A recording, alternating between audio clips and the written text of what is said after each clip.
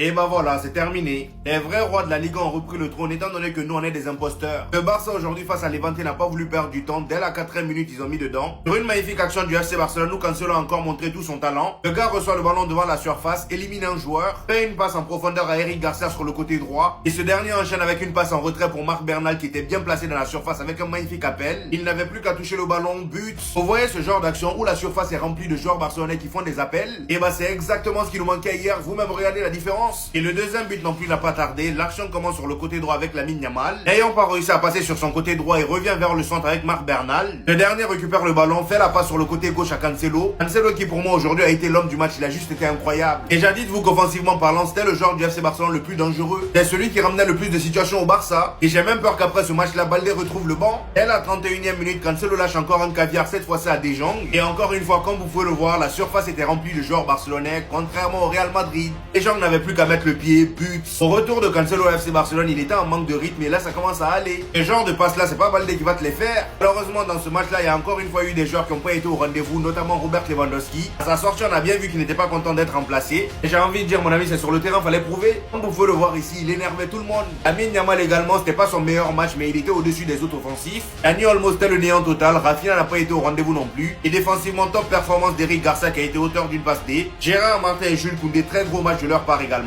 Sans oublier Juan Garcia qui a encore une fois fait des arrêts importants. Bref, le Barça repasse premier. Je sais pas si vous vous rendez compte, mais là on est sur l'une des pires séquences du Real Madrid depuis le début de la saison. J'aimerais vraiment savoir c'est quoi les consignes qu'on donne à Kylian Mbappé pour dézonner autant. Comment un neuf à ce moment du match et surtout à ce niveau du terrain peut se retrouver dans la même zone que Vinicius. Et là c'est même plus une histoire de dézonage, carrément le gars a oublié où il était. Même si on dit que t'as une liberté de déplacement, tu peux pas te permettre d'aller gêner les autres. Là maintenant imaginez qu'on lui donnait le ballon, qu'est-ce qu'il aurait fait? Vinicius aurait servi à quoi? Vinicius a même été obligé de lui parler à un moment. Et pour moi l'action la plus flagrante c'est ça. Lorsque Camavinga fait un appel dans la surface, on voit Kylian Mbappé juste derrière lui. Et du moment où Camavinga fait l'appel jusqu'à ce qu'il fasse la passe, Kylian Mbappé n'aura pas bougé d'un poil pour aller dans sa zone, il est toujours au même endroit. Résultat, Camavinga fait une passe dans la petite surface, il n'y a personne. Et où est Kylian Mbappé encore une fois? Toujours au même endroit, il n'a pas bougé. À croire que le frérot n'en a rien à cirer. Je veux bien qu'il marque 60 buts dans la saison, mais au bout d'un moment, il va falloir qu'il arrête ça. Depuis longtemps, on ne cesse de dire que le Real Madrid a besoin d'un vrai neuf et que Kylian Mbappé devrait peut-être jouer à droite. Testons le pouvoir et comme ça, on met Gonzalo Garcia en neuf si on veut jouer en 4-3-3.